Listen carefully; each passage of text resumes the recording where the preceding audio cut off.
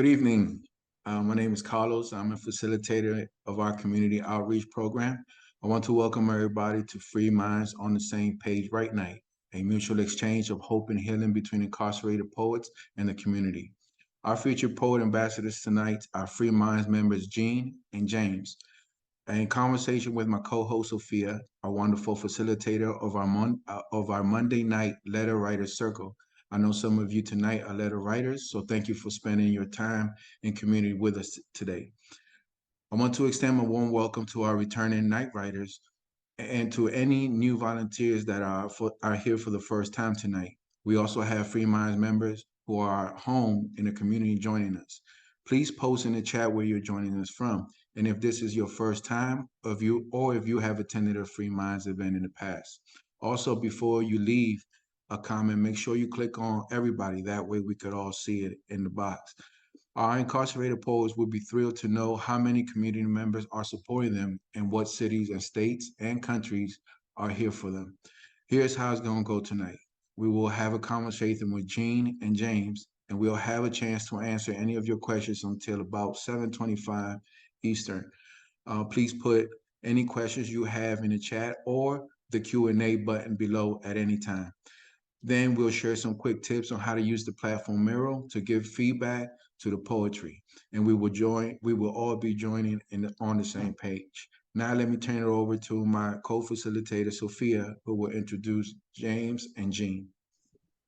Thank you so much, Carlos. It's so great to be co-hosting with you and to be here with all of our amazing Right Night community. I love seeing where everyone is from in the chat. So amazing. I will go right into the introductions of our amazing poet ambassadors. Jean is a Washington, D.C. native and Free Minds member who served 21 years before being released under the Incarceration Reduction Amendment Act, a D.C. law offering young people with extreme sentences an opportunity for resentencing. He was selected as the 2022 Congressman John Lewis Fellow at Free Minds. Jean currently serves as a poet ambassador and as the co-chair of Thrive Under 25, a coalition that uses advocacy, legislation, and public education to end the racist, damaging, and punitive responses of DC's adult criminal legal system towards people who came into contact with the system when they were under 25. In addition to his work with Free Minds, Jean works as the Galena Yorktown Fellow with the Council for Court Excellence. Jean is a prolific poet, actor, and spoken word artist. His poetry has been published in the Free Minds anthology, When You Hear Me, You Hear Us, Voices on Youth Incarceration. Our other poet ambassador is James. He's currently at prayer and he'll be joining us shortly. Poet ambassador James joined Free Minds in January of 2022. While incarcerated, James earned his associate's degree in business management from Ashworth College. James is not only a lifelong learner, but a psychology enthusiast and refers to himself as a motivational listener. When he wasn't providing advice and support to his peers, James was an avid journal writer. He used writing as an outlet and is currently working on his memoir. After 34 years of incarceration, James was released in June under the Incarceration Reduction Amendment Act. James is currently working towards pursuing a career in HVAC, and his goal now that he's home is to give back to the community. Thank you so much, Jean and James, for being here tonight. I'm so excited to be speaking with both of you and to hear you guys recite some poetry. Now, to get us started, Jean, you picked out one of your poems to share with us tonight, and I think I speak for us all in saying that we'd love to hear you read it.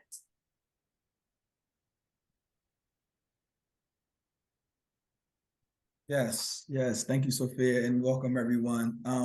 I'm going to share and read a poem that I wrote some time ago while I was still incarcerated, actually, and it's inspired by Free Minds. They've been so supportive, and it's called Free Minds.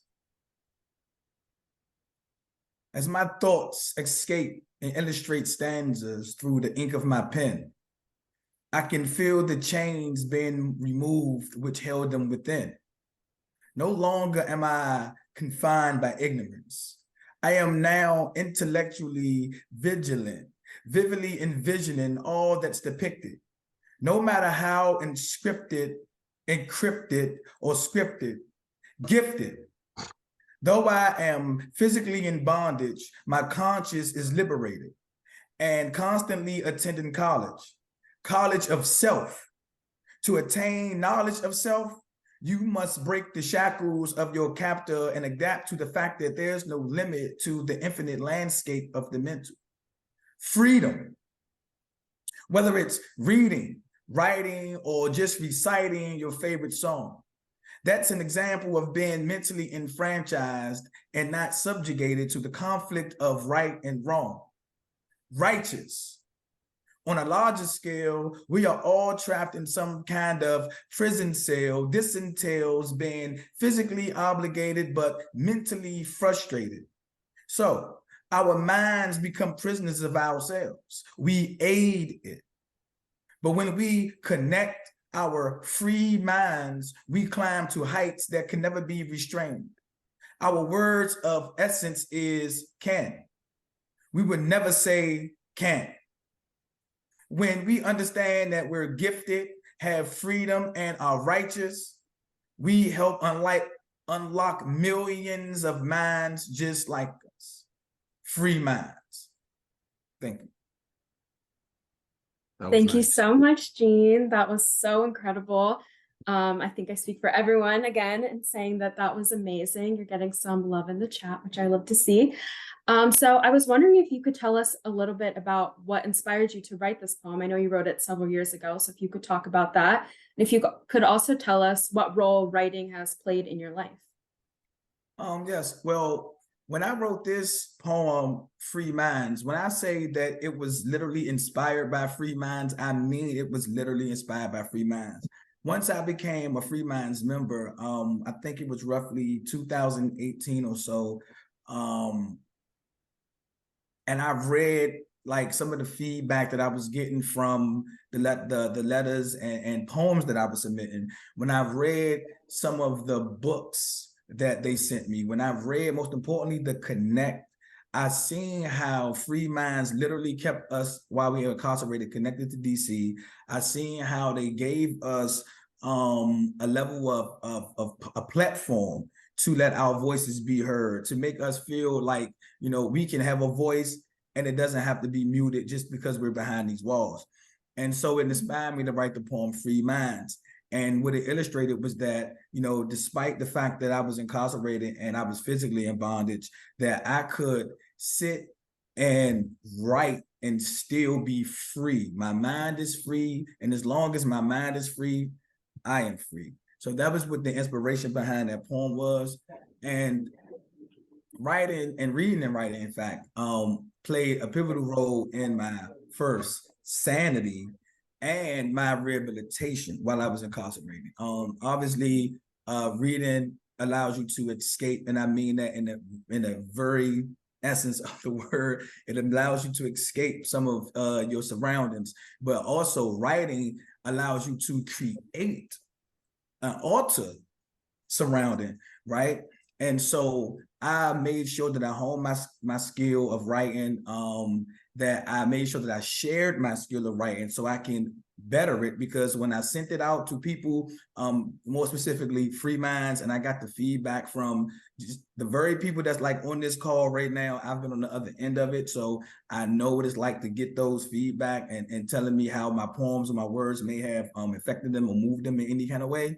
It got me better at writing. But most importantly, now that I'm on the other side of the wall, it translated, because now being able to write essays and letters and poems, it gave me the mental wherewithal to be able to actually write what I've wrote. I've testified at the DC Council hearing in support of IRA when they were trying to shut IRA down, but it gave me a chance to actually write my own testimony, right? So being able to write my own testimony, being able to write an op-ed for the Washington Post in support of second chance hiring or returning citizens in general, like it gives me a sense of empowerment to know that what I've learned in prison, it was a transferable skill that I can come home and make an impact. So writing has and probably forever will impact my life. I think I wouldn't be here without it. Yeah, that's so powerful. I love hearing like the difference in how writing impacted you during your incarceration, and then also how it's transformed your life since. I think that's really awesome. I guess a question I have kind of, how do you find the time to write? Like, writing all these different sorts of like poems, but also like op-eds? Like, how do you sort of find the time? Well, I look at it like this. God blessed us with a notepad that can never be erased until we die, right? And that's our brain. So as long as my brain can produce thoughts, it doesn't matter where I am because I take me wherever I go, right? And so I can be here, I can be at work, I can be in another event, I can be in a grocery store. If if something inspires me to write, I can come up with maybe a line or two in my head. And as long as I can remember that line or two, I can jot it down. And then once you get like a flow of words coming, and again, inspiration is probably another big key, because once you're inspired to do something, sometimes you don't know where it's coming from, right? And so that is how I normally find time, because that's a great question, by the way, because I normally like physically don't have time to do anything, right? But the fact that I am a writer, and when you write so consistent and you write a lot, then words sometimes just come to you no matter where you are. So I always call my brain like the ultimate notepad. So that's how I find the time to create the things that I do. Yeah, I love to hear that. Like inspiration lies everywhere, and we all have phones, and we can type in our notes and everything like that. So that's awesome. I know you picked out another poem with us to share for tonight by one of our members who is still currently incarcerated, and we would love to hear you read that as well. Yes, thank you. Yes, this is a poem by Malcolm S. Excuse me, and it's untitled, but we affectionately titled it "Caged Bird," which I believe is apropos. Caged bird, caged bird. Why do you still sing? Seemingly wings clipped. Does that make the melody that you sing all the more sweeter? Loneliness as your constant companion? Do you sing your want, your dreams of the winds adrift, the sky? I'm sorry, this is thank you. The sky and the clouds at your back with your heart beating strongly. Does your overtures remember the rhythm of being free? Soaring on forgotten wings, wings clipped seemingly, perched in the gilded cage, I ask.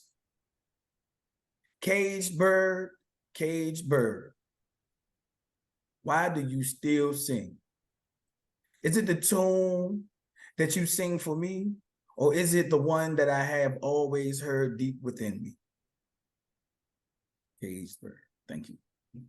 Thank you so much for reading, Jean. I think I love hearing the way you recite poems. I think it's so unique and beautiful. So I was wondering what made you want to share this specific poem tonight? I mean, because it resonates with me deeply. I mean, obviously the title, Caged Bird, it could be a euphemism for being incarcerated or being, caged in your mind. You could be free and still be in a prison of some other form, right? And so when I read this, it gave me a level of resonation to say, yes, I was once incarcerated. I was once a caged bird, and it was filled with wonder. If you notice in that poem, there is a lot of questions, so it's filled with wonder. But also, when on the other side, the minute you walk out of prison, you have a ton of questions. How am I going to do this? How am I going to achieve that? Where am I going to find employment? So a lot of these things can be double-sided. And so that's why I like that poem. But also, I think one of the biggest things is that it's reminiscent of the iconic poem by I know her name. Maya Angelou. I know her name. Maya Angelou, Why Does a Caged Bird Sing? The book, actually, I'm sorry. And I've read that book as well, and that's one of my favorite books. And really quick, I got a quick story about why that's my favorite book. One of the first times Free Minds actually sent me books, and I doubted that they would send me books. And when they first sent the books, I was like, oh, they not playing, they sent books. But the first book I saw wasn't the book I asked for. It was actually Why Does the Caged Bird Sing? And at that point, I haven't read it. And I was like, I didn't order this book. Why would they? I don't care about no cage bird singing. And I read the book, and it instantly became one of my favorite books. And I understood why it's a lot of people's favorite book. So when I saw that poem and read it, again, it was, inspirational, and it was reminiscent of that book. So yeah. Yeah, definitely. Thank you for sharing. I think that definitely speaks to the power of reading and writing. And I also see everyone's love for Malcolm's poem in the chat. That poem is one of our poems that's on the mural board, so you can definitely leave those comments on the poem. Thank you again, Jean. I will now pass it over to my co-host, Carlos and James. Thank you, Sophia. Thank you, Jean. You used the word inspired a lot. You definitely inspired us all to write at the least, or at least try to for me. So thank you for sharing your poetry. Now with us is James. James, let me say this to you first. Welcome home. That is the first thing that I want to say to you. I know that's something major. So I want to welcome you home. And with that, let me take you to inviting you to read one of your poems titled 3,000 Miles. Could you read that for us, please? Yes, I will. Thank you for allowing me this opportunity. All right, Fabian, let me tell you that this 3,000 Miles Away poem is coming from a place within me that I never knew would transcend to the point it would be right here, right now. So please bear with me and understanding what I'm about to say. 3,000 miles away from Cali to DC, finally being able to see and hear those like me. Too long behind these walls, DC inmates felt neglected, being treated like a bastard from a city, not a state, never respected. 3,000 miles away from coast to coast, so many amazing minds and hearts stood still stand on front lines. 3,000 miles away, the old saying, freedom is the road seldom traveled by the multitude. I feel free just reading Free Minds because I know them dudes. 3,000 miles away, I still remember Barry when he was mayor. I still remember a beautiful city shaped like a square. 3,000 miles away, I appreciate its architectural design. But I'm not talking about Freemason, homie. I'm talking about all those who contribute to Free Minds. That's it. That was wonderful, man. That was wonderful, man. Thank you for sharing it. Thank you for writing it. And just allowing us the pleasure of hearing it. I believe you wrote that poem last year, right? When you didn't even know if you were going to be released. What did writing this poem mean to you? Well, writing this poem, I must say, it is a combination of emotions. Even right now, I get emotional thinking about it because even though I'm way further away from where I was at being incarcerated in a jail cell. But I was inspired to write this on behalf of the Free Minds magazine, The Connect. Mm. And reading this, it touched me. It gave me hope. It gave me inspiration because there was a time being in that penitentiary where I felt like at any given moment, I was going to lose it. So part of this is telling you about what was going on 3,000 miles away. No one's caring about me. No one's, really, in my corner. But this just wasn't it was many of us. And where I wrote down here on the line where so many amazing hearts and minds stood still, meaning we still was trying to hold on and we still maintain a firmness on that front line in these units, in these rec yards. When every time something getting ready to go on, you have a lot of good men who's jeopardizing their lives at any given time. They want out. And they don't want to sit there and crash out. So you thinking like any given time, you might lose your mind, lose your shine, and by doing more time. So it causes you to feel a certain urgency to speak. So for me to write this, I couldn't even contain myself. I had to get it off my chest. I had to write it. I had to give it. This wasn't about me per se. It was about those who form the organization, form the group, form the platform to be able to say certain things. So, man, I finally sit back and say, wow, somebody out there left out of jail, left out of prison, and speaking. And it brings tears to your eyes. So when you start to think back where you came from, where I came from is not really there anymore, but it's cool. So seeing and hearing about these walls, you know what I'm saying? Being as we hear all the talk at that time, I believe it was talking about DC trying to get statehood and want to have a place in legislations to be recognized throughout the country.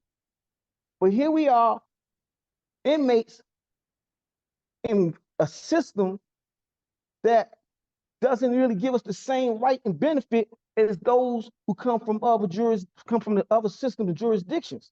So we felt like we don't have nothing in common. So understanding this, free minds, as you heard Gene say, free minds means, man, literally taking what's your body might be confined, but when you sit there and you hear someone or you read something that is taking you to a place far musical, far more poetic than you can ever imagine. Because when I write, I don't write, I'm sensitive about my writing. I write to get it off my chest. I don't write to do pleasing to, no, I got to get it off because I'll be a nervous wreck walking around holding that in. So I write abstract. I write the way that I feel. I don't subscribe myself to a particular form. In order for me to get it out, you have to know me. So that's how it is. Man, that's well articulated, man, and that is powerful said. And I know you got some more poems in the cut that you ain't shared yet, so I'm gonna dig through them archives. Now, for real. And Well, you you're also, gonna have to get you to get a blower for that because there's a lot of dust accumulating on that.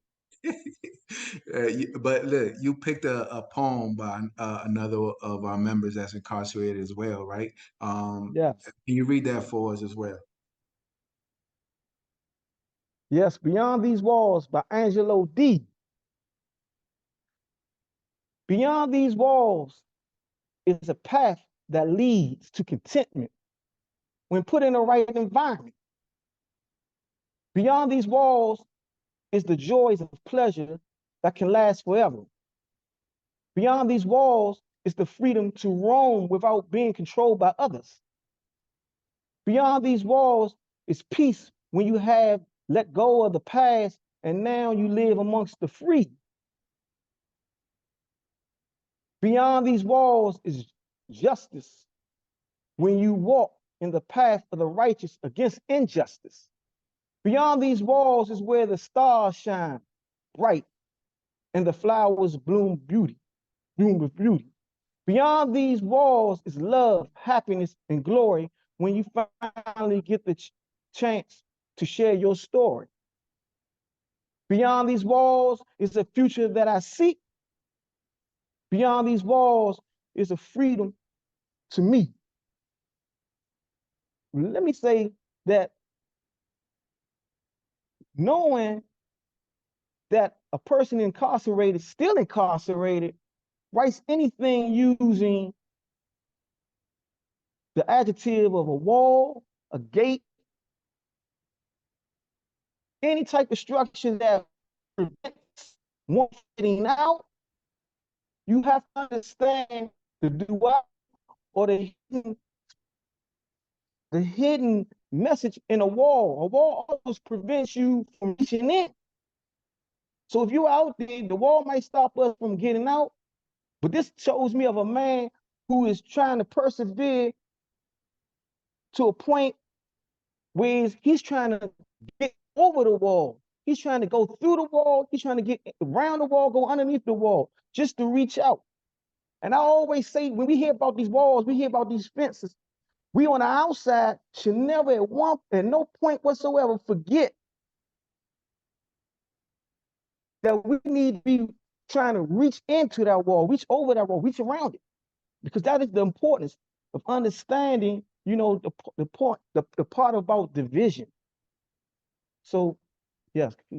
No, I like how you said that because it touched on the question I want to ask, like the reason why you chose the poem, why the poem stuck out to you, and you elaborated on that, right? So let me ask you this other question, right? Now that you're home, because like Jean's poem, your poems, right, the members' poems, right, all touch on like yeah, being incarcerated in one form or another, but still being free mentally, right? And I would add emotionally with that, right? Right. Now, so now that you're home, what does it mean to you to be a part of Free Minds or the Free Minds community? Well, Carlos Munir, let me just tell you that being home, I get emotional thinking about this. And I've tried not to, I know that you're looking and everything, but when you when you probe me like this, man, I get emotional because I just left one prison only to, step foot in a bigger prison. There's no Mm, way possible that I can get around ever seeing life as prison, especially for when you're trying to do right. When you're trying to go right, do right, be right, you find mm, yourself more constrained than ever before because it's more temptation, it's more madness, more insanity out here. So when I find myself surrounded by members of Free Minds, it lets me know now that I'm out here that I could talk to someone and I don't have to sugarcoat it. I don't have to try to worry about being judged. I don't have to worry about people, man, shying away from me. I could be straight up. I could be real. And this is not just going for individuals that's been incarcerated. It's going for those staff members, those people who contribute to this organization to make it strive in a way that it morphed into something else. mm, Free Mind started off as a reading and writing book club and and morphed into something else. I mean, it synergized, energized, and you name it however you want to put it. It's more resources going on in this program. And I see on the Wednesdays when the brothers, man, everybody get on there and they going through mm. certain things. I mean, wow, they network. They be answering each other's questions. And just what I'm saying is, it's just like being in prison. Yeah, We might be on the compound, never talk to one another. But when we lock down in a hole, we've learned how to network, fish down the tier. Hey, so and so, tell four, can you fish that for me? And everybody work together under extreme hardship. Then we get out of jail, we get back, we get in society, and most of us forget what we needed, what we had to hold on to. Now we get out and we surrender. But now what I noticed with Free Minds is, man, not only is members done got out and got jobs, man, members done got out, got 2 jobs. Members yeah, got out, man, and I'm talking about, man, they networking and they pushing. And it's yeah. all in a positive aspect. No more, man, dealing with the drugs. No more, man, trying to, man, promote the violence. That's right. Everybody's trying to go straight. That's right. And you mentioned that, and it reminds me of something strong within us, which is like the support for each other, man. So I want to thank you, James, for like sharing all that with us.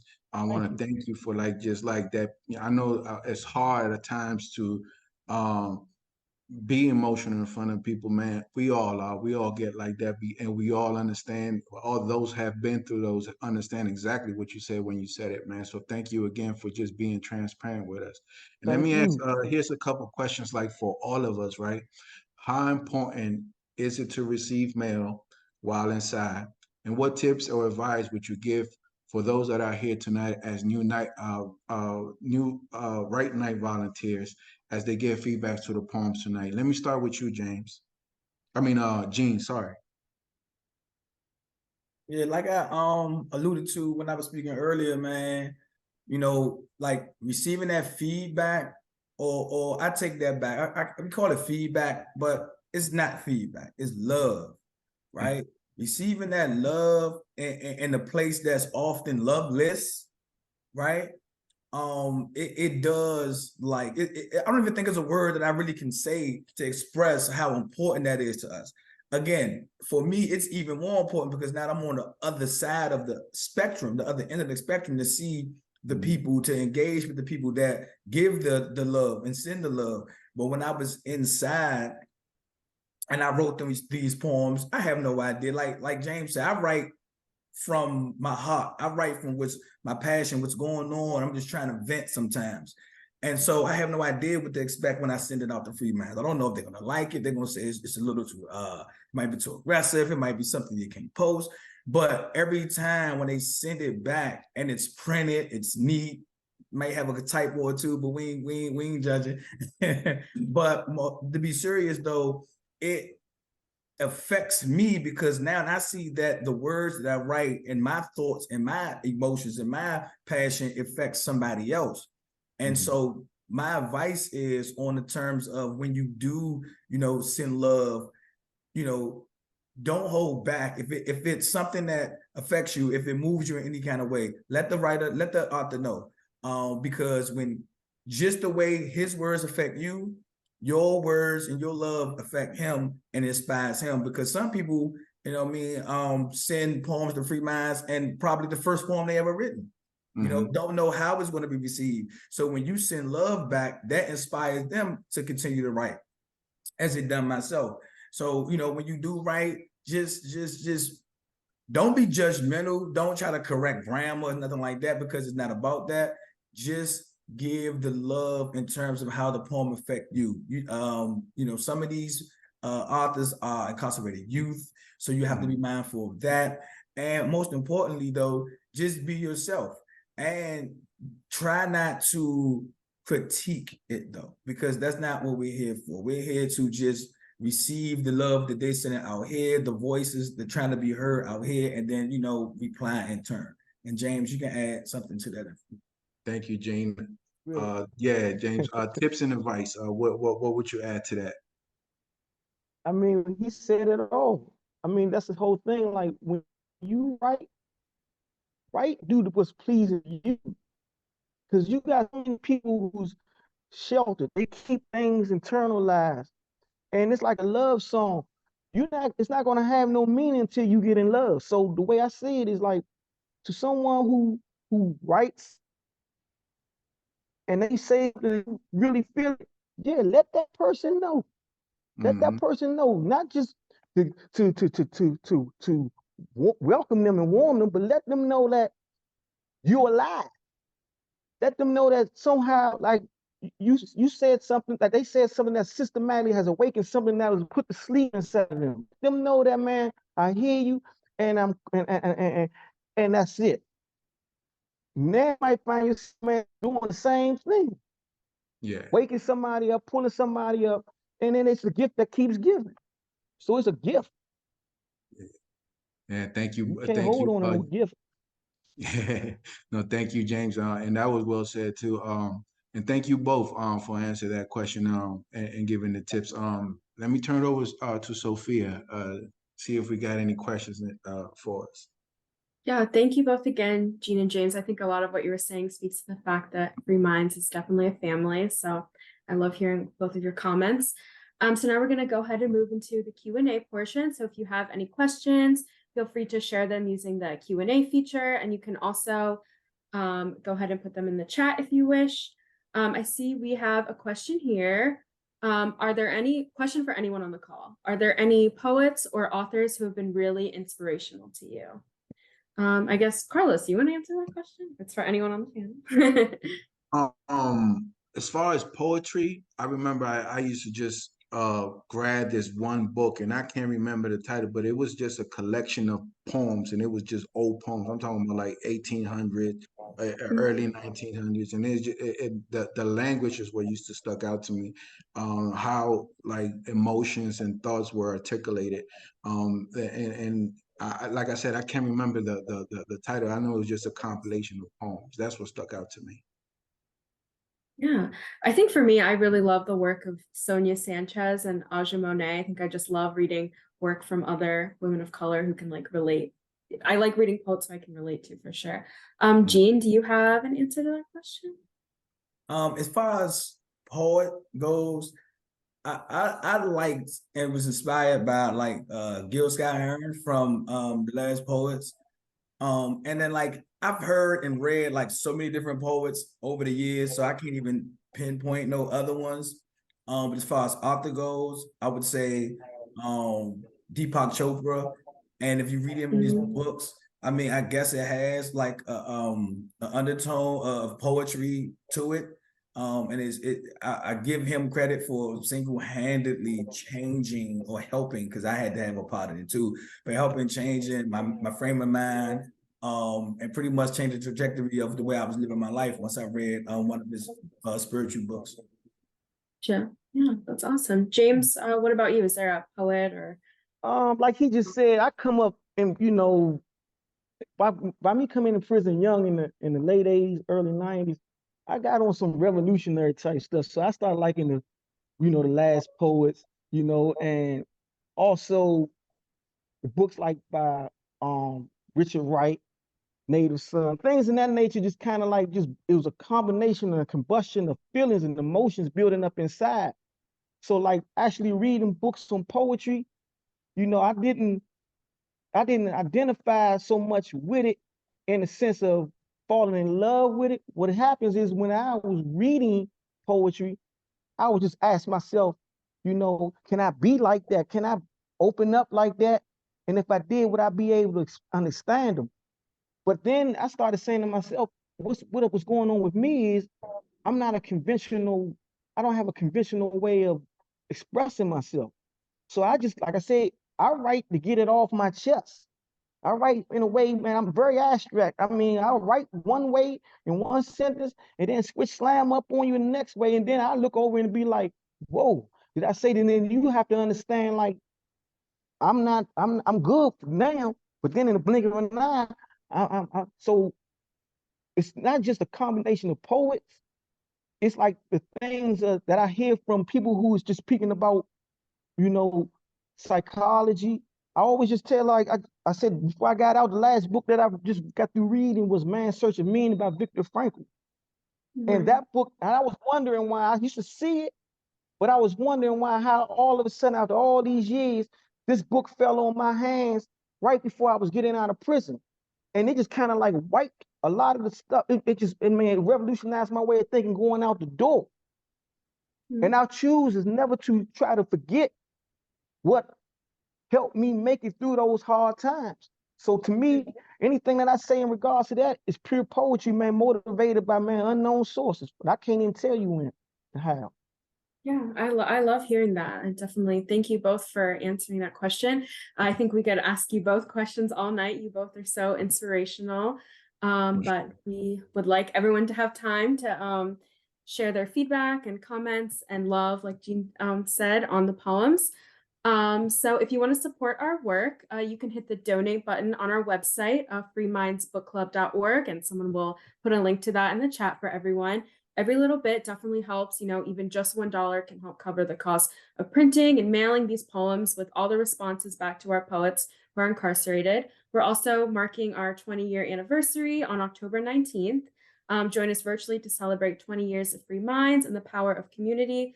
We will toast to our members, thank our amazing volunteers and supporters, share updates on our programs and goals, and extend special recognition to Clint Smith, the first ever Glenn McGinnis Award recipient.